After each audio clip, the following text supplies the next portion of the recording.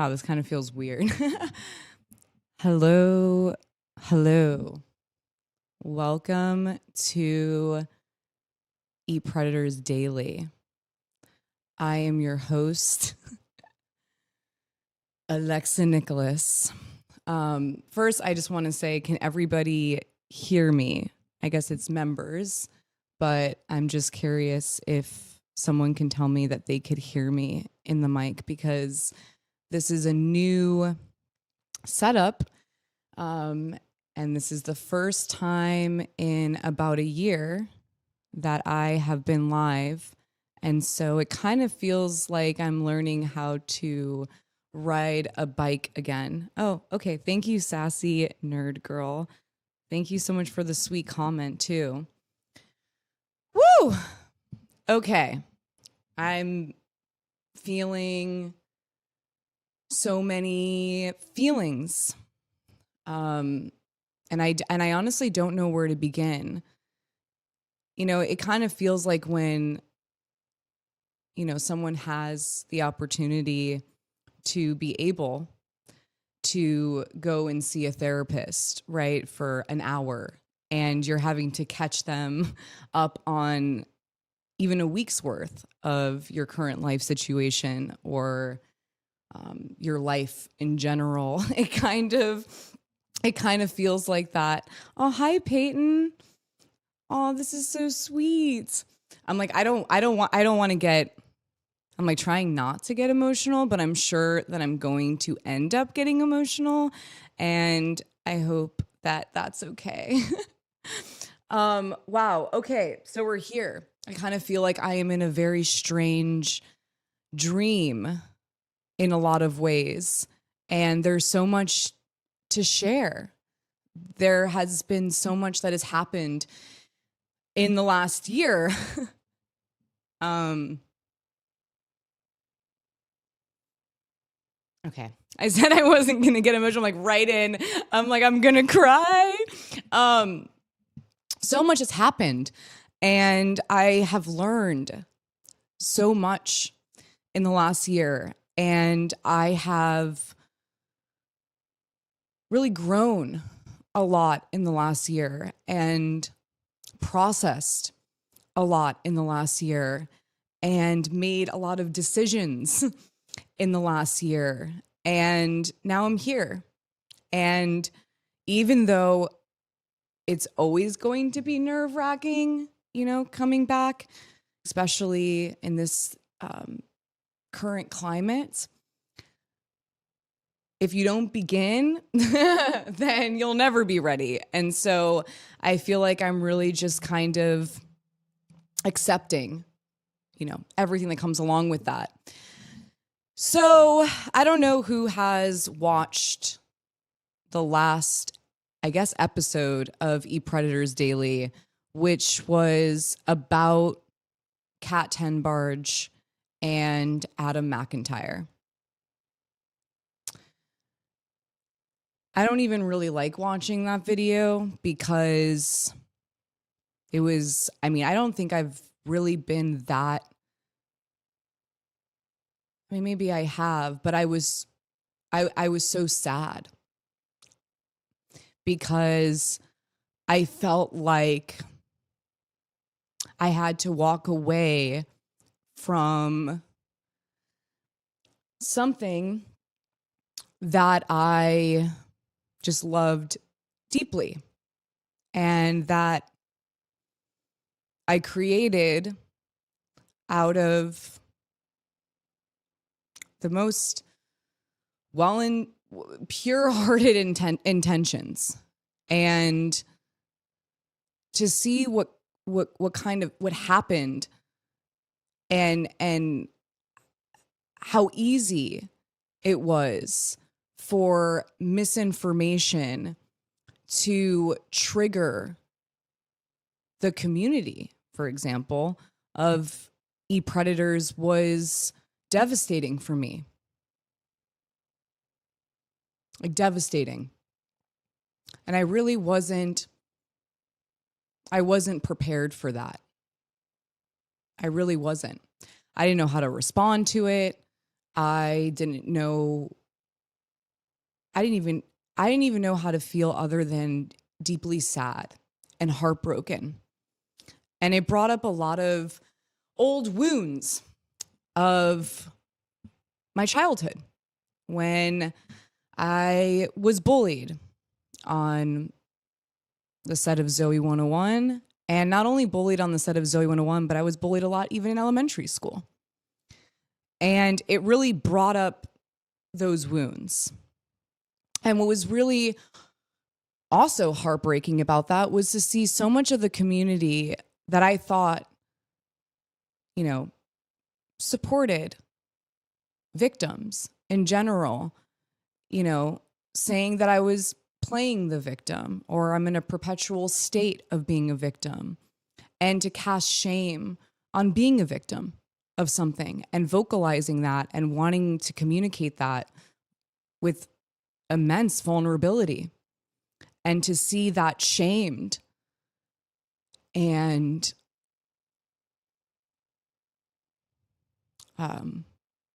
just perpetuated everywhere on the internet, and how one thing kind of snowballed into another, and no one really cared about the truth anymore. It felt like everyone was just so activated, you know, AKA triggered by everything that was being thrown at them on the internet about e-predators and me, that no one could even see clearly. And it broke my heart.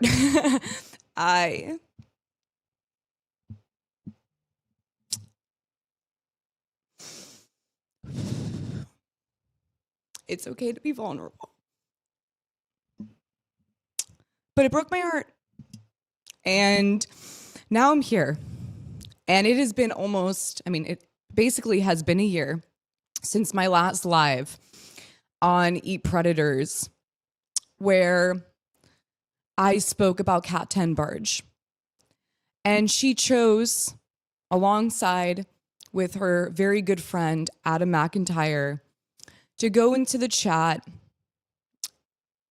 and spread complete misinformation, maliciously and deliberately, and to hurt me for standing up against what happened to me during that time. It really felt like a punishment of sorts because, again, just to catch everybody up, I tweeted her MSNBC photo on Twitter and said one of the reasons I took a break, which was the truth. And I finally felt like maybe I could at least be transparent to my community and answer the questions that she asked me.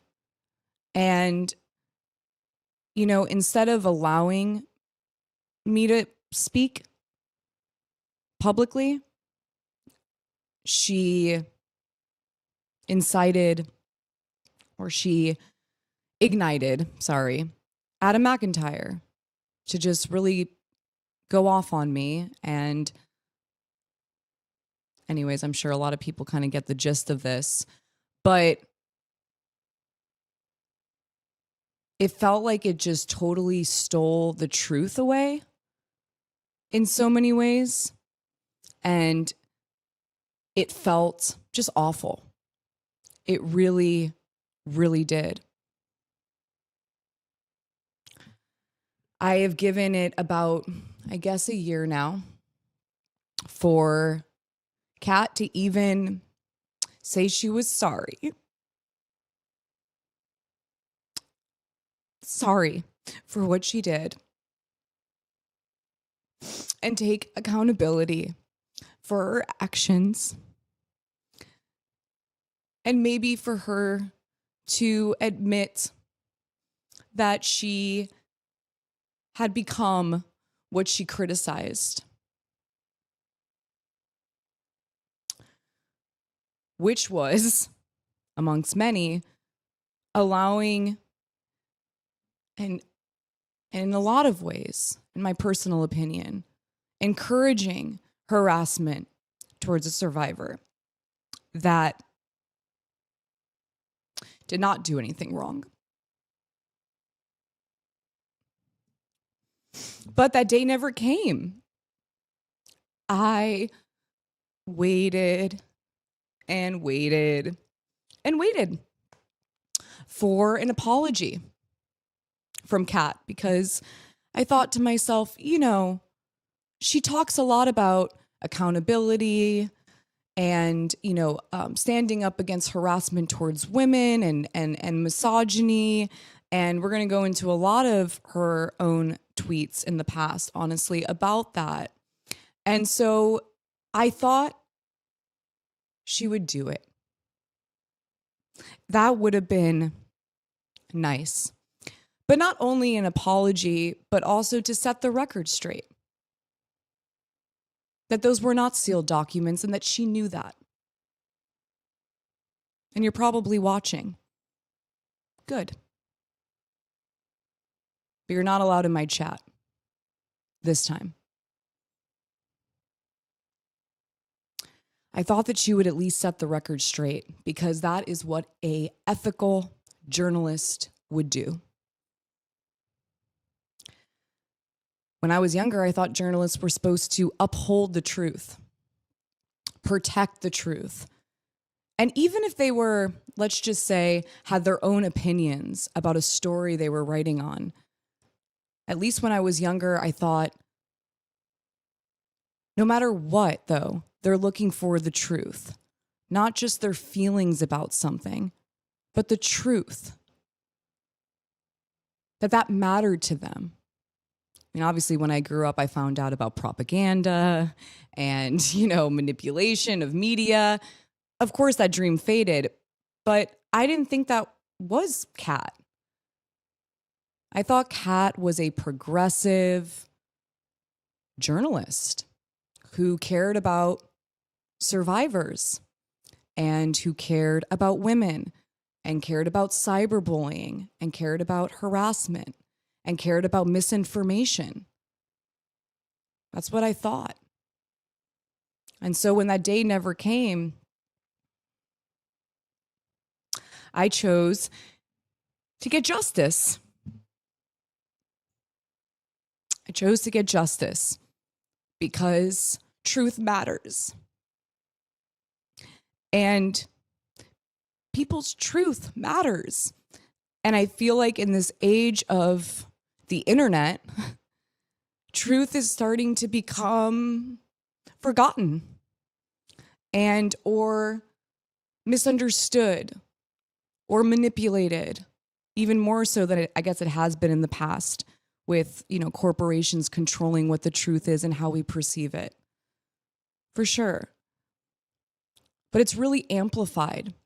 And someone now can just tweet something, for example, without any evidence whatsoever, and people will believe it.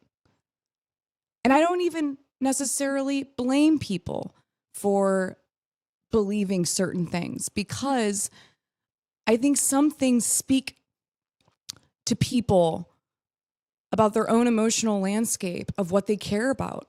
And so if they see something that is against what they believe in, or they feel like it's happened to them before, it matters to them, they're going to cling on to that and get activated and want to do something about it. And that's what's beautiful about human beings, is when we hear something's wrong or someone has been mistreated, maybe we want to help. And we want to make sure that that's not happening and that doesn't happen again. I know I said in the past something I think is still very important, which is predators don't just prey on your weaknesses. They prey on your strengths. And I really feel like that rings true here, where it's a strength that we want to share information that matters to us, that we want to share something we're passionate about, that we don't want to see people getting hurt, that we want to do something about it. And though, sometimes, maybe evidence does matter. And are we participating in something that isn't necessarily true, but feeding off of our own inner world and our own morals and our own ethics? And I think, yes, I think that is true. I think it does happen to the best of us. And I think even at times for me personally, it happened to me too. And not only has it happened to me, but it has made me angry. It has made me want to find catharsis in speaking my voice towards the person that I think did something wrong. And in a lot of ways, sometimes I look back at some of the things that maybe I have said.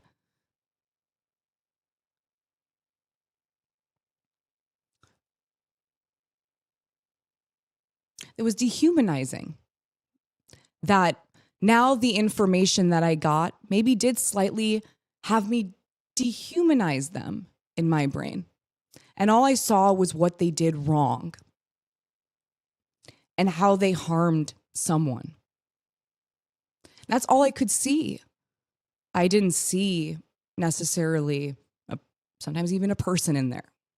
I saw even my own past experiences that triggered me into, feeling the way that I do about the information I'm reading. You know what I mean? Sorry that I'm rambling, but I think it's important. When it happened to me, where I saw misinformation travel like wildfire all over the internet, on YouTube, on Twitter, on this, on that, and that I saw people believe it deeply. And I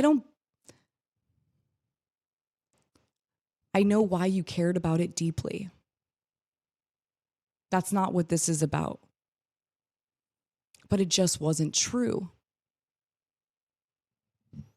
But when I saw that happen to me, it changed a lot for me. It really woke me up to a plethora of different thoughts and feelings and you name it. And it was awful. It was really, really awful. And as I went deeper and deeper and deeper into, my new reality, I guess, of what was happening to me, I learned something profound for at least myself, which is the truth matters. And misinformation is awful. And in the age of the internet, it can completely destroy someone's life. You can harm someone deeply by a tweet. And we'll get into what Kat has to say about that in her past posts, and I'm sure she knows exactly what I'm talking about. But the internet does hurt. And it was sad to express my hurt and my feelings, and nobody really cared. If anything, it was just playing the victim. And even though there was really no evidence whatsoever to prove what people were thinking and feeling about me, it just continued. And it created a lot of damages. And it was awful. But today is a new day. And I have sued Kat Tenbarge for defamation, for her malicious and reckless disregard for the truth when she was absolutely in the know about the truth and chose to spread misinformation. And it's time for accountability. And I really, really want that. I want justice. And I want also for the world to start kind of taking notice of how social media and legacy media is starting to combine and become a web of disaster. And that we as a community need to take watch when it comes to how misinformation is spreading and who it is harming and who it is impacting, and that our own personal inner worlds of how we feel about a matter doesn't get in the way of the truth of something objectively. And I don't want that to get lost, because we really have nothing else but the truth. And not even just that, we deserve the truth. That's what we deserve. As human beings, we deserve the truth. So anyways, sued Tenbarge, and I'm going to read the complaint today, which goes into pretty much the past year and a little bit, before that as well. I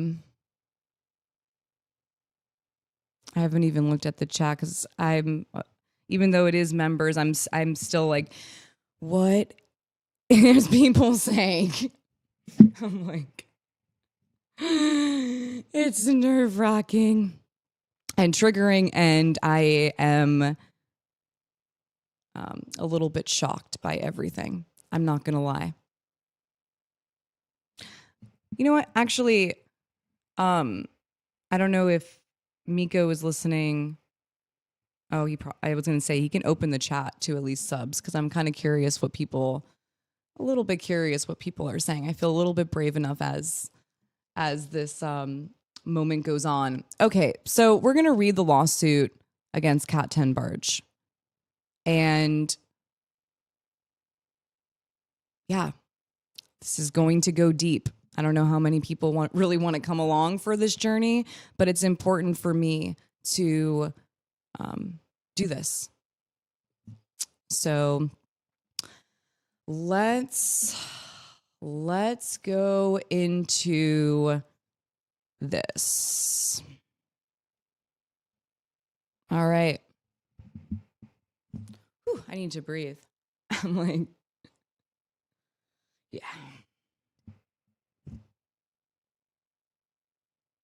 And I wonder if Adam McIntyre is watching this live. And I kind of want to, actually, I'm going to go back to myself for a second. Adam, wow. Wow. You are a bully. Really. And you spread so much misinformation about me that I am still in shock by. And you haven't even apologized at all. And I just want to say it's okay to make mistakes, and you can apologize for what you did. I did watch your recent video about the downfall of Alexa Nikolas, which is what you and Kat created together by spreading misinformation about me. And you said, again, so many things that were not true whatsoever. And that's awful, man. Like, be better. Don't do that. That's not a good example for people in general to feel like it's okay to just bully someone and spread misinformation about them and put them down. And there should be no catharsis in that. I really hope that changes for you. Okay. So here's the lawsuit. God, I need to have some nicotine.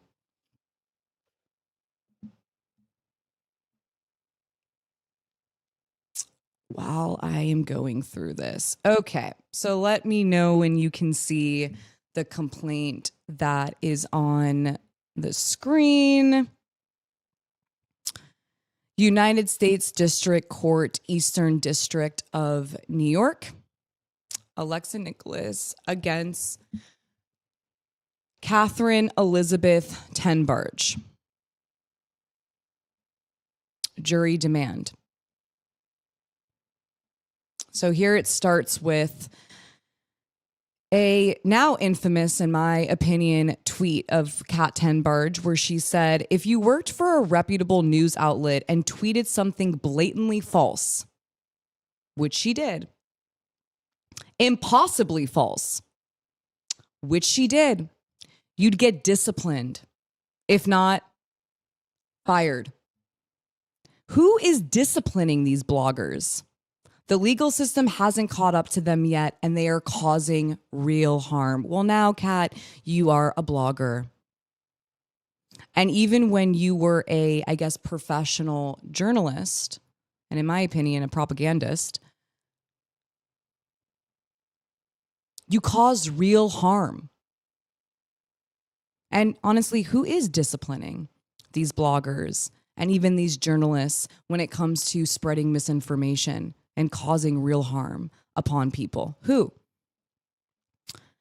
Then we get into what? February 5th, 2025. That was December 22, 2022. Almost 2 weeks ago, I found out I was one of 40 people getting laid off from NBC News. From NBC News. Those who know me know I've wanted to go independent for a long time. Really? How long, Kat? Like, why did it take you getting let go to become independent? I'm just curious. It's just a question. Later this month, I'm launching SpitfireNews.com. She is a blogger now. We need journalism that is louder than ever. You know, the one thing about you, Kat, is that you, I guess, might spit fire, but you seem to not be able to spit out the truth. And I'm waiting on that.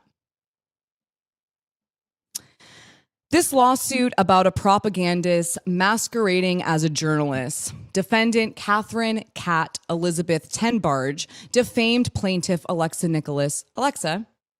Tenbarge falsely stated that Alexa publicly disclosed sealed court documents and police records to attack an underage victim claiming SA.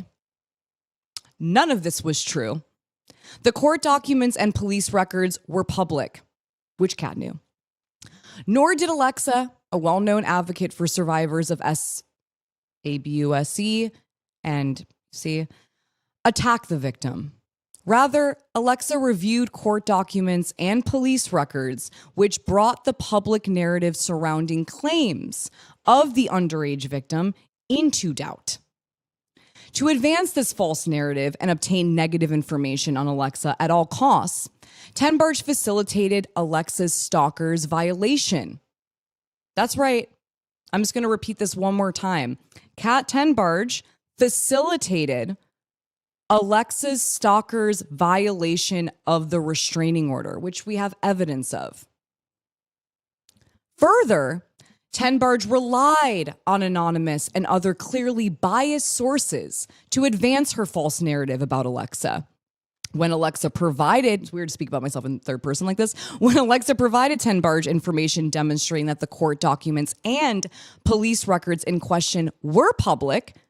That's right, I actually texted her to even memorialize our conversation about what we spoke about. And I told her these are public Cleveland police records. And this wasn't because I was just bringing it up. This was because she asked me about them and was claiming, that they were sealed. And that, I think, is because Exposing Rich, which is an account that Kat has said on the record to be a great account, was saying that they were sealed documents. Really sad for a journalist. Okay, in question were public. Tenbarge ignored that information. Yeah, she did ignore that information. She actually said that she didn't even really want them. It's like, don't you want to make sure that these aren't sealed documents, especially after what you are going to end up doing? This lawsuit is to hold Tenbarge accountable for intentionally and knowingly prioritizing the dissemination of false narratives over the truth to advance her public standing. Okay. the parties. I guess I should just read the whole entire thing. It's just kind of weird. So Alexa is a former actress turned activist. She's the founder of Eat Predators, an organization that advocates for victims of SBUSE, with a focus on ending predatory behavior in the entertainment industry. Alexa's advocacy is rooted in her own experience as a survivor throughout her career as an actress. And I'm sure that some people who are in here are like, we know this about you and why are you reading this? But there might be people in here that are watching to hate, or they're coming from another channel of misinformation. So I want to introduce myself truthfully. Throughout her career as an actress, Alexa was subjected to SA and harassment both on and off set, including as a minor on the Nickelodeon television show Zoe 101. Due to Alexa's experience as a Nickelodeon child actress and her advocacy for survivors, Alexa was asked to play a prominent role in the documentary series Quiet on Set. The multi-part documentary conducted a deep dive into Nickelodeon's culture of CA under the reign of Dan Schneider. Tenbarge self-identifies as a technology and culture reporter. Previously, she worked for publications such as Business Insider and NBC News. She doesn't work there anymore. Tenbarge's reporting primarily focused on SM in the entertainment industry, with a particular focus on online content creators. After being fired from NBC News, Tenbarge created a blog called Spitfire News. And that's just, there's the jurisdiction of this. This dispute centers on Tenbarge's claim that Alexa publicly released sealed court and public records concerning former Nickelodeon star Jared Bell, aka Drake Bell. As explained below, Tenbarge's claims were categorically false because the records were public. And one more time, public. Public. I didn't dox a victim. There was no sealed documents. I did not get them from Drake Bell. Okay? These are public documents. In May 2021, the state of Ohio brought charges against Bell in a case entitled The State of Ohio versus Jared Bell. And there's the case number. On June 23rd, 2021, Bell pled guilty to 1, attempted endangering of children, and 2, disseminating matter harmful to juveniles. On July 12th, 2021, the court issued Bell's sentencing order, the Bell sentencing order, which was entered on July 15th, 2021. The Bell sentencing order sentenced Bell to 2 years of community control probation. Critically, the Bell sentencing order stated the offenses are not reportable per Ohio's SO registry. Really important, okay? For later, what we're going to get into. The court records in the Bell case, the Bell court records, were never sealed and remain public. Ohio, which by the way is where Kat is from. She is a journalist and even from Ohio. Ohio has no law that automatically seals court records for criminal cases or cases where the victim is a minor. Rather, to seal or expunge court records of a criminal case, the defendant must apply to seal, get it, or expunge the records under Ohio Revised Code, ORC, sections 2953.32 and 2953.34. Nor is a victim of crime entitled to seal all judicial records. Rather, the victim must apply to redact personal identifying information from judicial records under ORC 2930.07. I feel like I'm a teacher right now. With the sole exception of Bell's sentencing memorandum.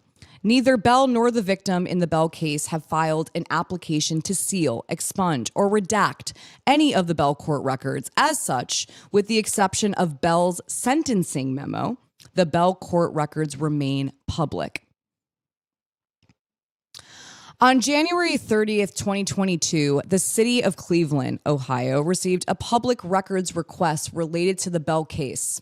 Specifically, the Bell Records request stated, I'm interested in the case file from the charges that pertain to Jared Bell, Sierra blah, blah, blah. In addition to the case file, I'm interested in any videos or interviews taken by Cleveland police. On January 31st, 2022, i.e. the next day, the city of Cleveland granted the Bell Records request. Nearly 50 documents related to the police investigation against Bell were made available to the public. The Bell police records were it's a lot of records, okay? There was a lot of documents to go through and comprised of various reports, statements, interviews, correspondence, and documentary evidence. All personal information about Bell's victim was redacted.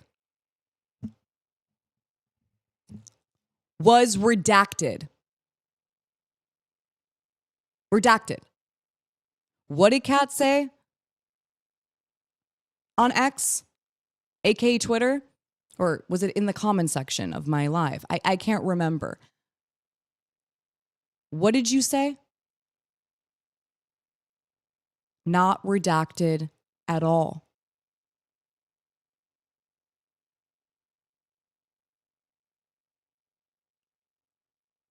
Liar.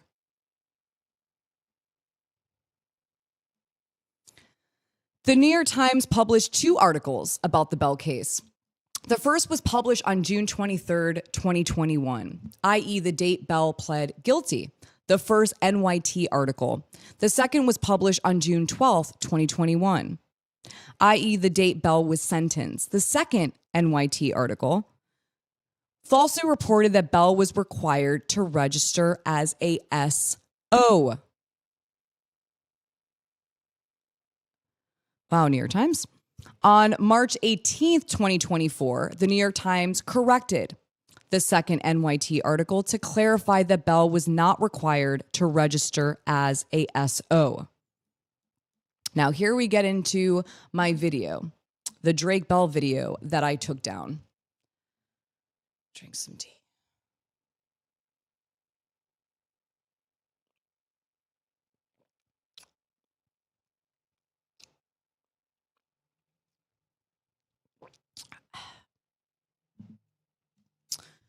On October 12, 2023, Alexa released a video on her YouTube channel entitled Alexa Nikolas Exposes Drake Bell. In the video, Alexa covered the first NYT article. Since the Bell video was published before the New York Times corrected the second NYT article, Alexa incorrectly implicated Bell as being a SO in the Bell video. On March 4th, 2024, the producers of Quiet on Set informed Alexa for the first time. So I think I need to really clarify this. I did not find out that Drake Bell was part of the Quiet on Set documentary until I think it was 24 hours before the world knew. Okay? And it was a lot. Not only are you preparing for millions of people to know about your childhood trauma, something very raw and vulnerable about you. But now, not only are we finding out that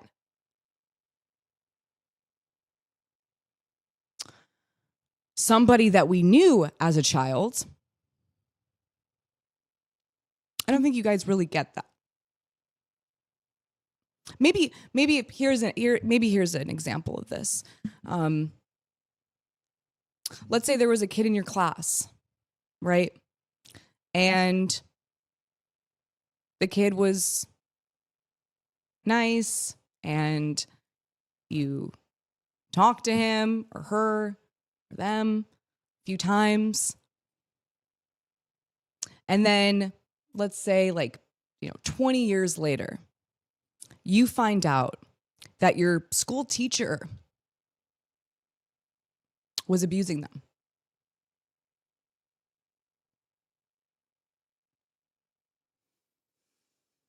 And that happened. And it was close to you. And it could have happened to you.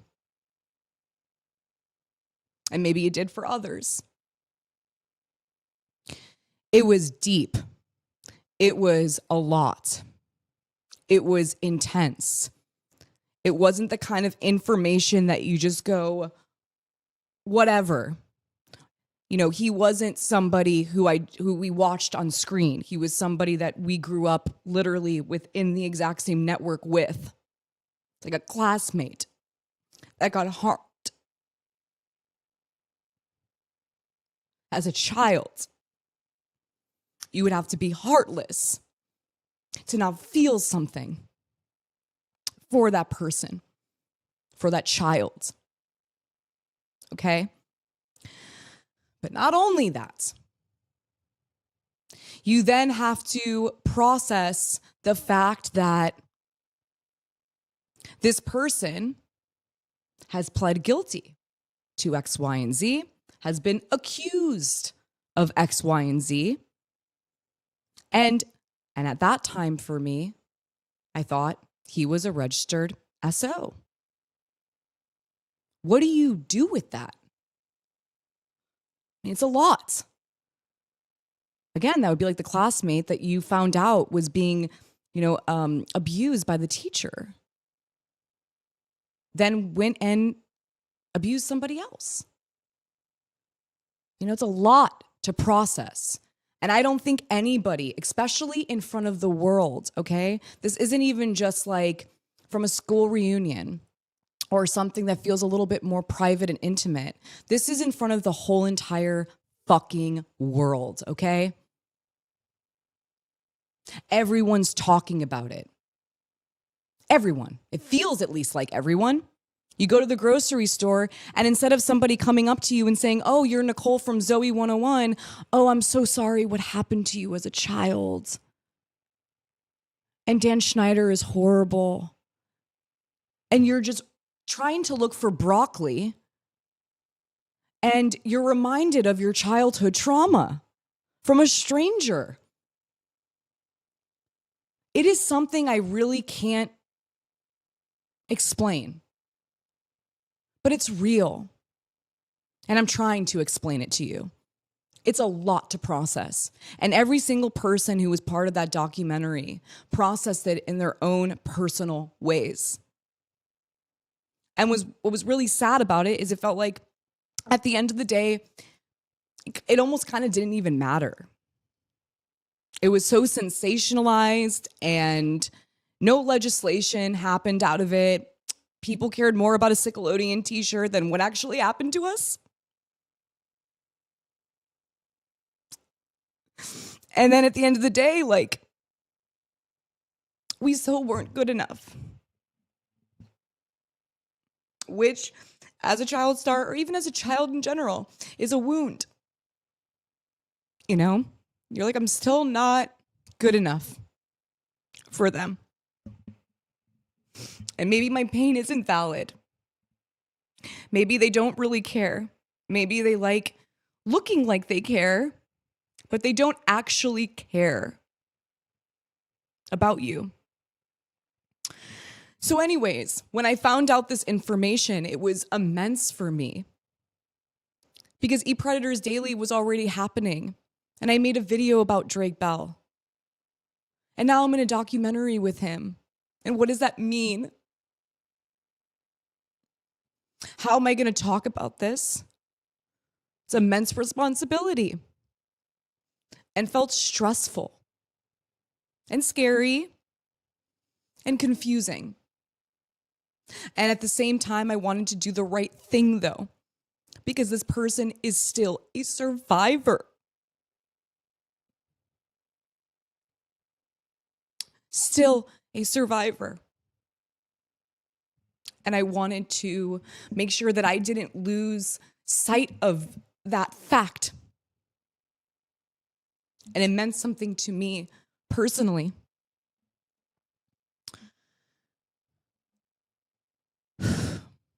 Okay, here we go.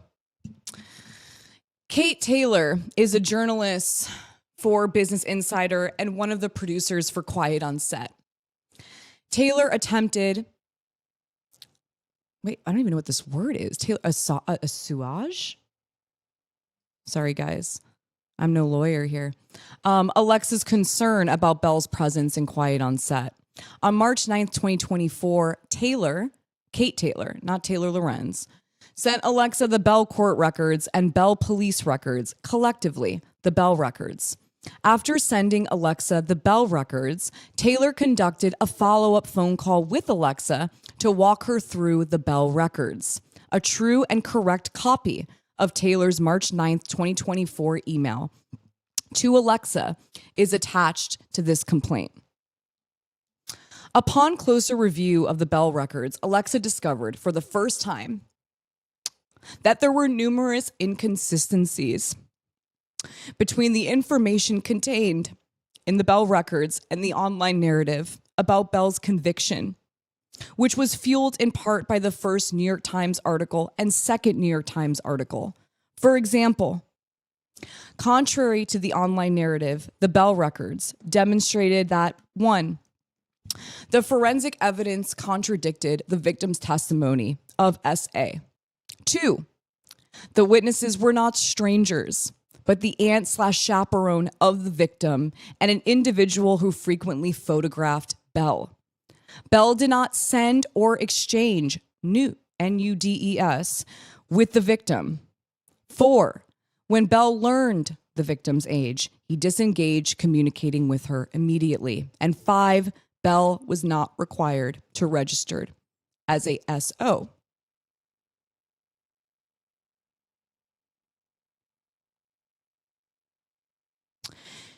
Do you know what reading that felt like?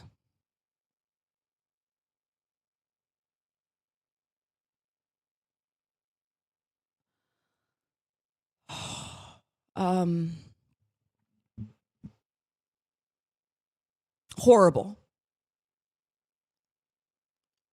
Because when I took down the video and I wanted to make one talking about what transpired between Drake Bell and this girl,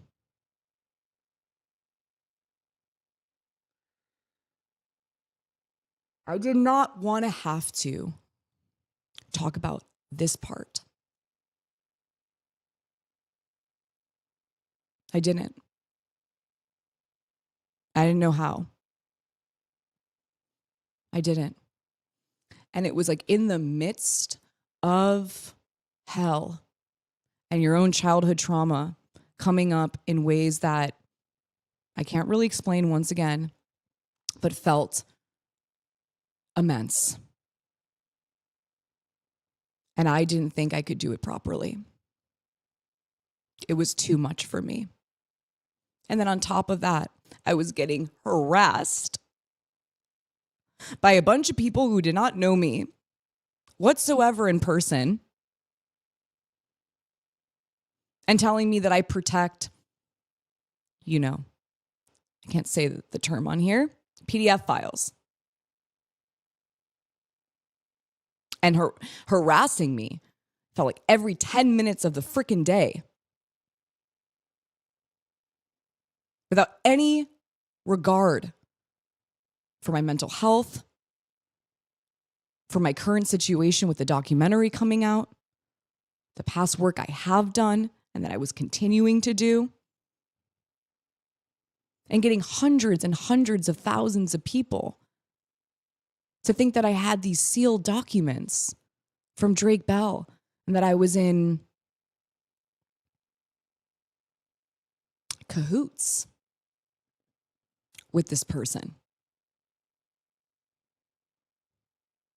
It was extremely painful and it was awful. And then that person who, again, Kat Tenbarge says is a great account, started posting my stalker. Somebody who is restrained by the court for being dangerous. Posting this person. And then I found out that Exposing Rich was in a group chat with my stalker, talking to him, emboldening his delusions of grandeur that are dangerous to my life and my children's lives. Someone Exposing Rich, what is her thing? If you're an abuser, I'll make your life hell. Well, then what do you think of yourself? Do you make your own life hell? Because you're in a group chat with an abuser. Okay?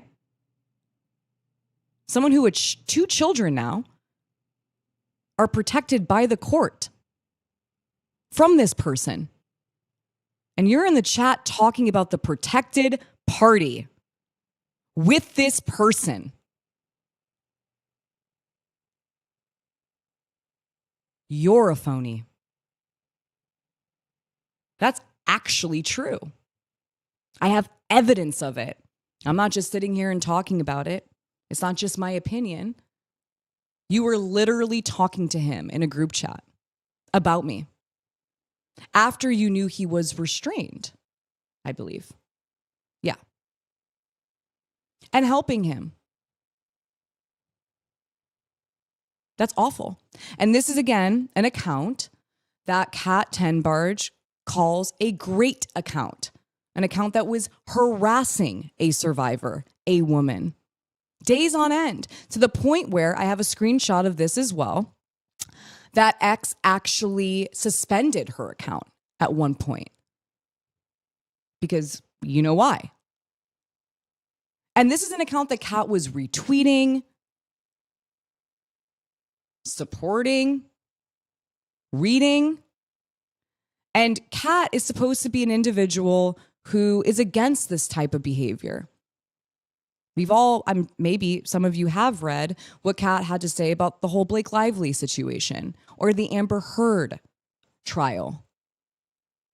Her whole thing is about cyber harassment and going after women and how that is wrong and how nitpicking a survivor takes away from like actually acknowledging the abuse that they suffered from, right? Meanwhile, she's following this account, liking and retweeting this account, calling it a great account, and this account does exactly that. And not even just that, speaking to an abuser, court-ordered, restrained individual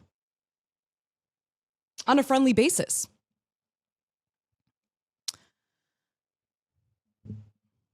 Hopefully that matters to some of you. Quiet on Set released and receives massive public attention. On March 17th, 2024, Quiet on Set was released to the public. The public interest in the documentary was tremendous. According to news report, in the first week of its release, Quiet on Set received 1.3 billion minutes of watch time and approximately 20 million views. I want you all to just for 1 second, I know that I'm only talking to 145, but I know that, 2 out of those 145 is Kat and Adam.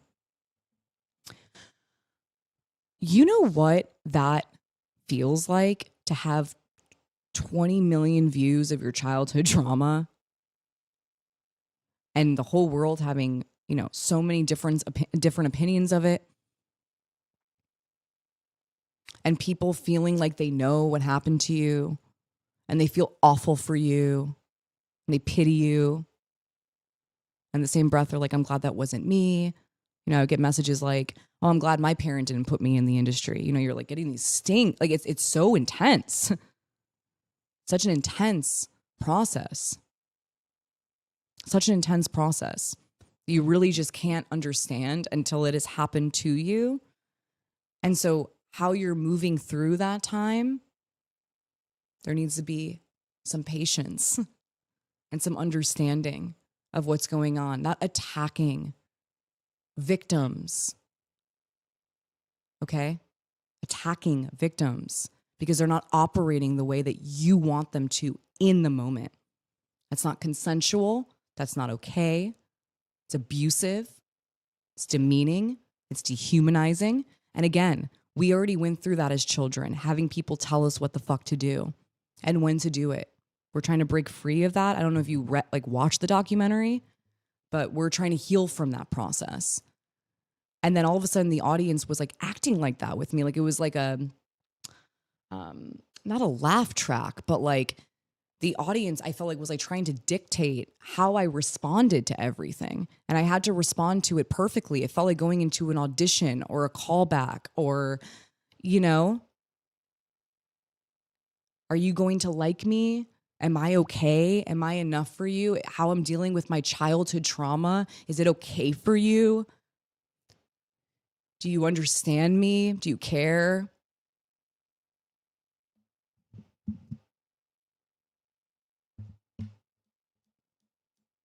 But as Adam McIntyre says, that I wasn't bullied on the set of Zoe 101, and I'm just lying about it. Alexa makes the Belle video private. On March 20th, 2024, Alexa decided to make the Belle video private and inaccessible to the public. Alexa made this decision because after beginning to review the Belle records, she realized the Belle video contained misinformation about Belle, and Alexa did not want to contribute to the dissemination of misinformation. On March 23rd, 2024, in response to public criticism of Alexa's decision to private the Belle video, Alexa tweeted she would go over the Belle records during a live stream on her YouTube channel. And this is where the hell begins. Here's exposing Rich. The anonymous online account Exposing Rich falsely claims Alexa published sealed records from the Belle case.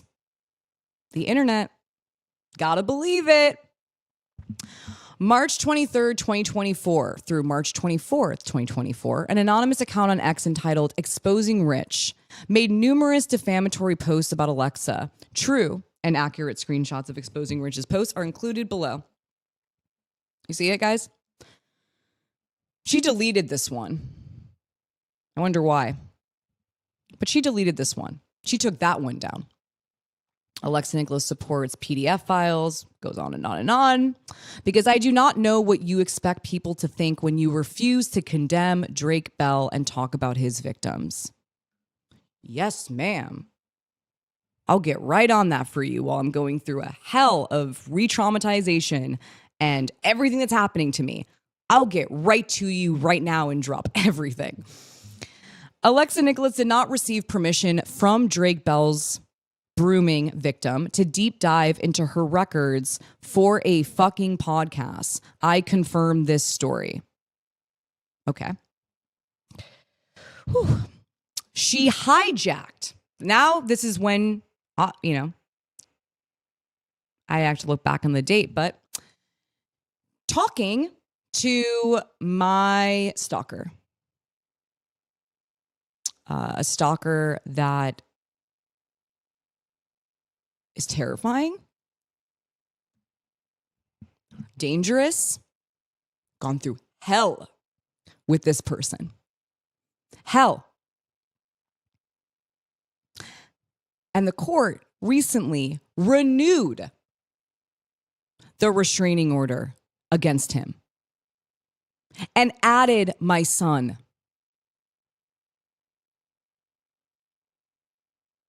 Exposing Rich was talking to this individual, and not just Exposing Rich, Kat Tenbarge.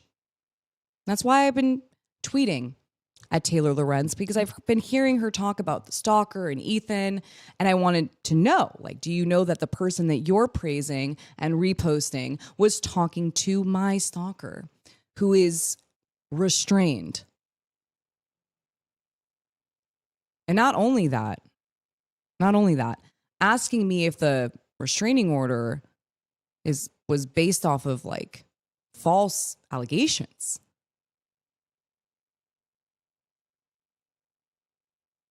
No, you read them. You read the restraining order, whatever 60 plus exhibits or pages of what happened to me.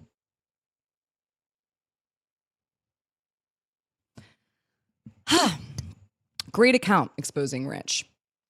She hijacked the movement from an actual credentialed advocate and a social media specialist. I'm sorry.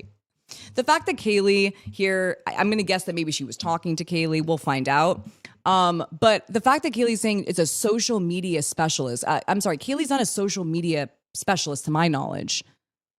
Michaela Higgins. I don't remember ever hearing that she was a social media specialist. She was somebody who handled social media accounts like her own. And I don't even know what her past resume was. Never spoke to really her about that at all. But she was not a social media specialist. And it was not stolen from a social media specialist. And the advocate here, the credentialed advocate, Kay Brown, this person, as you can see right there, is literally on a stalker's podcast. Okay? While she was witnessing him harassing me and my family. Her nonprofit was called, what was it? For Consent. I almost wanted to say 4chan. For Consent. This person had a nonprofit trying to end abuse, SA, like at live shows. And then I had to watch this person go and embolden somebody who was harassing me and my family. And then actually say insane, just really insane lies about e-predators with zero evidence whatsoever of this. And this is a person who says they stand for survivors. Meanwhile, on a podcast with a stalker, going against a survivor that did not do anything to them at all.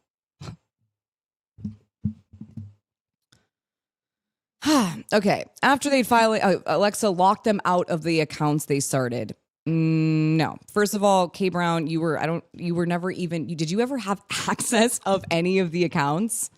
No, you did not. And Kaylee left because Kaylee wanted to make money off of e-predators. There are messages that I've already read in the Guess Who series about Kaylee not wanting to do any of this without financial monetary compensation. Okay? So when Kaylee was out of the collaborative efforts moving forward after I created e-predators, yeah, the passwords were definitely changed.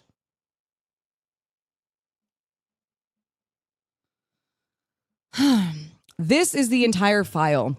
It doesn't take very long to diligently read. It can be read in about 20 minutes. This is the entire criminal court file from Ohio. I'm sorry, Exposing Rich. What are you talking about?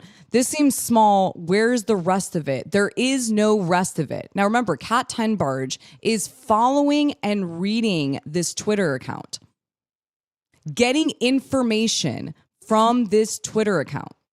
Okay? It's going to kind of like hopefully start making sense to you guys. There is no rest of it. Want to know why? Drake Bell requested documents to be sealed and changed his plea from not guilty to guilty. This issue is not content, and we shouldn't have to sit several of your hour-long videos to get the information. You should be sharing it freely. Again, yes, ma'am. Most notably, Exposing Rich made the completely baseless claims that, one, both the Bell court records and Bell police records were under seal. Two, there were a limited number of Bell records in the first instance. Four, that California, where Bell resides, seals all SO reports. And five, consent of the victim is necessary to disclose a California SO report. I mean, it's kind of wild that Kat Tenbarge is a journalist, went to school for this, and we're having to do this right now. Okay. On March 26, 2024, Alexa spoke to Taylor by phone, Kate Taylor. One, confirmed that the Bell records were publicly available, and two, receive instructions on how to access the Bell records. Taylor confirmed that Bell records were public and provided instructions on how to obtain them. Taylor sent a follow-up email to Alexa immediately after the phone call to provide written instructions, a true and correct copy. You gotta love evidence, right? The truth. A true and correct copy of the March 26, 2024 email from Taylor to Alexa is attached here too as Exhibit B. Tenbarge publishes an article for NBC News on Bell that originally explicitly cited the Exposing Rich account. Okay, so I don't know if you guys remember, but Kat Tenbarge had an article that was circulating and getting a lot of views or reads about Drake Bell's victims, reported victims, being harassed during the Quiet on Set documentary release, right? In that article of hers, she mentions Exposing Rich. This person who's been harassing me. I mean, by this point, she was already harassing me, saying those tweets that I just showed you a minute ago. Like literally mentioning her in the article. But not only just that, within that article, she said that most of the Drake Bell documents, all of them, were sealed. I think to protect the victim, she said in her article.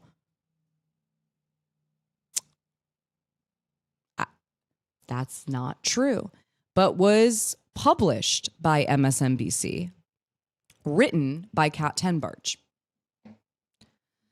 Additionally, the original article explicitly referenced the anonymous Exposing Rich on the record to state that Exposing Rich is a great account. On information and belief, Tenbarge relied on Exposing Rich's tweet in whole or in part for the assertion that the Bell records were sealed.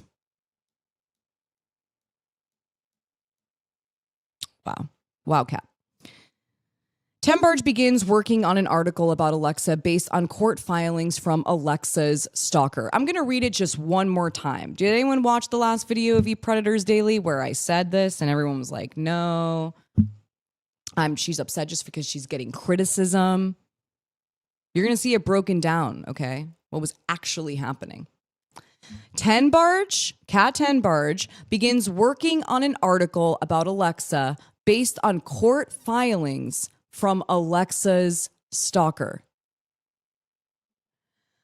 Tenbarge considered the Tenbarge article to be her magnum opus. Since its publication and until this filing, Tenbarge pinned the Tenbarge article atop of her X account. Tenbarge hoped to use the Tenbarge article as a springboard for other articles concerning the participants of Quiet on Set. Tenbarge received her opportunity to make another article on the participants of Quiet on Set. Shortly after April 10th, 2024, Tenbarge became aware that Alexa's stalker, who was subject to a restraining order, I will not say his name, filed his own request for a restraining order against Alexa. As explained in greater detail below, Tenbarge used Alexa's stalker filing as documentary evidence to support her investigation against Alexa. You guys clocking this? Are you clocking? Kat Tenbarge, Amber Heard supporter, getting information, basing an article off of abuser's words.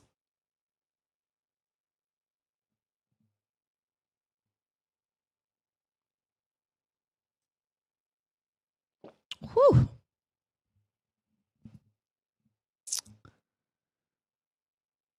I'm going to show it too.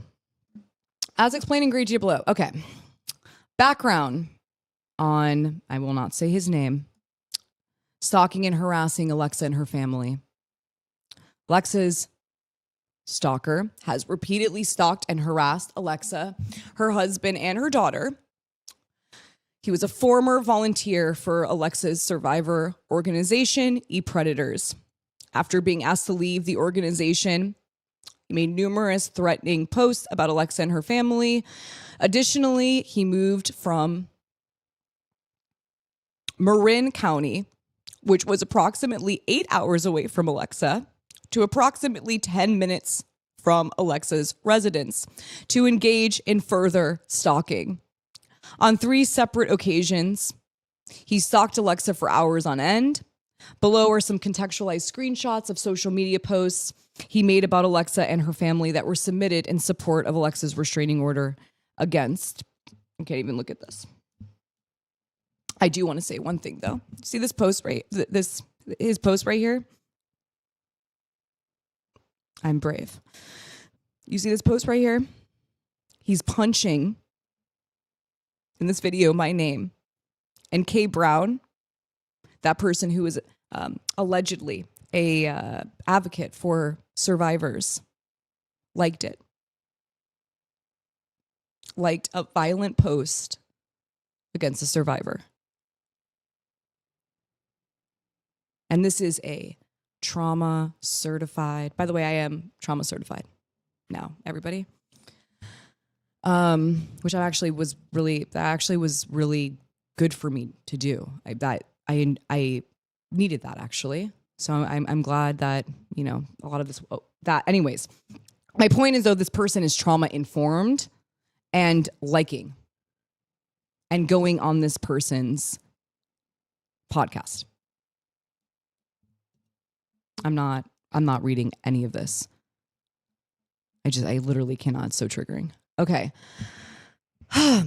Alexa seeks and obtains a restraining order against blank.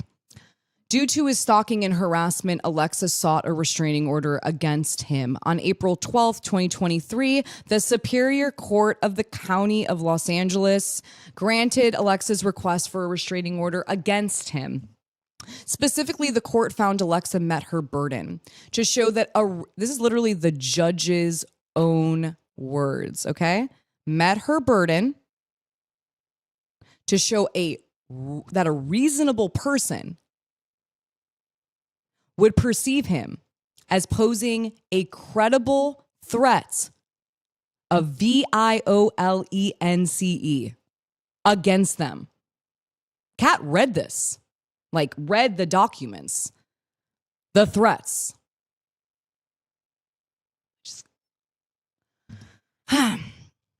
In relevant part, the restraining order prevented him to harass. Now, it gets really important here for you guys to understand, because maybe you don't know what comes along with a restraining order, right? Maybe you know somebody who has had to file one. Maybe you haven't met anyone who had to experience this. Hope not. But within the restraining order, the court orders that this person cannot harass, okay, intimidate, or disturb the peace of Alexa, her husband, and or her daughter. Contact with Alexa, her husband, and or her daughter, either directly or indirectly, in any way. It's pretty, getting it? Including but not limited to in person, by telephone, in writing, by public or private email or mail, by interoffice mail, by email, by text message, by fax, if anyone has a fax anymore, or by other electronic means, and no posting. Now, this was added to my restraining order because this individual is so dangerous, so obsessive, that the judge himself added this to the restraining order. No posting on any social media of Alexa, her husband, and or her daughter. Judge, what do you think he saw that day? What do you think he read? This is a judge, okay?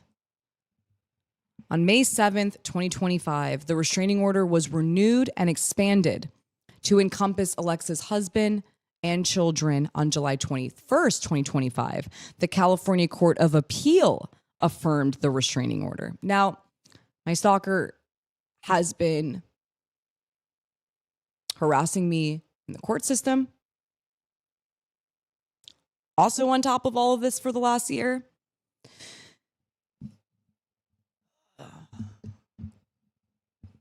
it's like the more I think about this year, is like,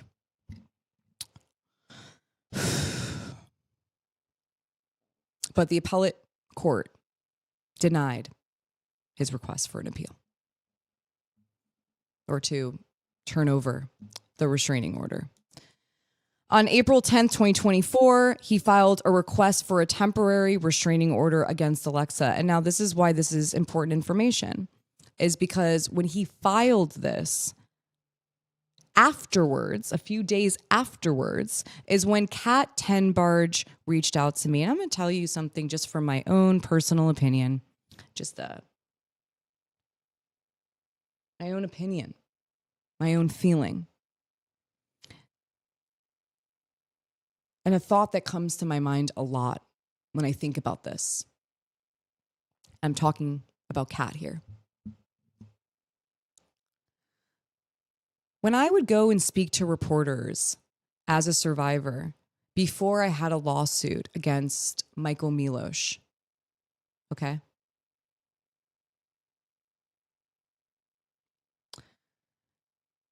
The first thing a journalist would ask me is, or at least the second or third, a lot of the time, was, do you have any privileged documentation of this? Are you planning on filing a lawsuit? Are you planning on suing this individual? Because if you are, then that would be a lot easier for me to get this article greenlit by my editor-in-chief. If so, it's going to be a lot harder for me to get this story out if this is not privileged documentation. I heard it a lot. And I'm sure there are a lot of survivors out there, if they are watching this, that know exactly what I'm talking about. Sadly, it is a wall that we face a lot. And so sometimes even survivors are forced to go down this litigation pathway just so people could hear their story. You know, it's not even like sometimes necessarily some survivors initially want to go down that pathway, but they end up feeling like that's the only way anyone's going to pay attention to this, right? Because they want the corporation wants to feel protected when it comes to a lawsuit from the abuser to the corporation. And so what I find very interesting about this Kat, and I guess we'll find out as discovery rolls out, April 10th, and then you reach out to me a few days later. Who let you know that this was filed, etc.? You know what I mean? Who let you know this was filed? And what happened here exactly? Something is just not feeling right. As part of this filing, Haley McMurray filed countless documents that were irrelevant to his request for a TRO. Rather, it was an attempt by him to circumvent the restraining order and publicly communicate his grievances about Alexa. A true and correct copy of the request for TRO is attached here too. Notably, he failed to prosecute his request for a TRO. So the TRO was denied on May 2nd. The request for a TRO was set for a hearing then. Despite himself selecting the hearing date, he requested a continuance of the hearing on the grounds he required more time to prepare. The court denied the continuance and dismissed the request for a TRO without prejudice. To date, he has never refiled his request for a TRO. But he has filed a bunch of other documentation to continue to harass me through the court system, including using Kat Tenbarge's and Adam McIntyre's smear campaign against me as validation for him. That's coming up. God, I need like an actual, it's so hot in here. I don't know if you're feeling it as well, but I am so hot in here. I know. The air is, but maybe we can open the door. I'm so hot. It's like a hot box in here. Also, oh, I see Adam's here.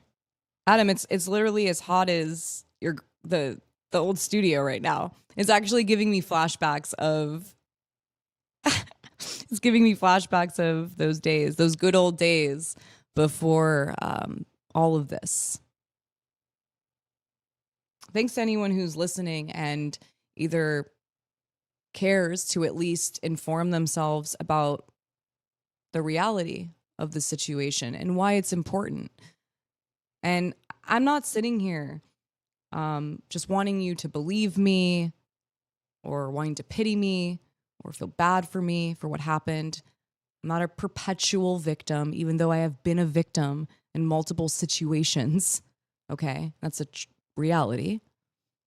I'm not asking for anything but for you to do the due diligence to make sure before you harass me or send me hateful, horrific messages or tweet at me saying I'm mentally ill, which I like ridiculous. Before you do that, also please don't do that, but inform yourself about what actually has happened in the situation.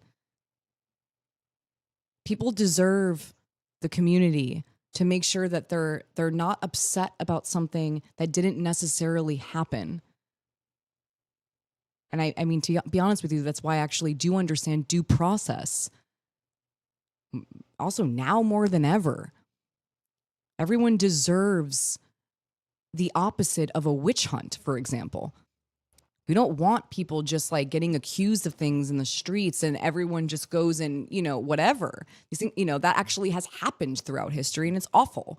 We don't want that. We want accountability. We want justice. We want people that are doing harmful things to not continue doing that 100%. At the same time, though, we got to make sure they did it. That's where real justice comes in. Otherwise, we're perpetuating abuse. We're harming someone who didn't do something wrong. And that's not fair. That's not right. You wouldn't want that done to you, right? I would hope not.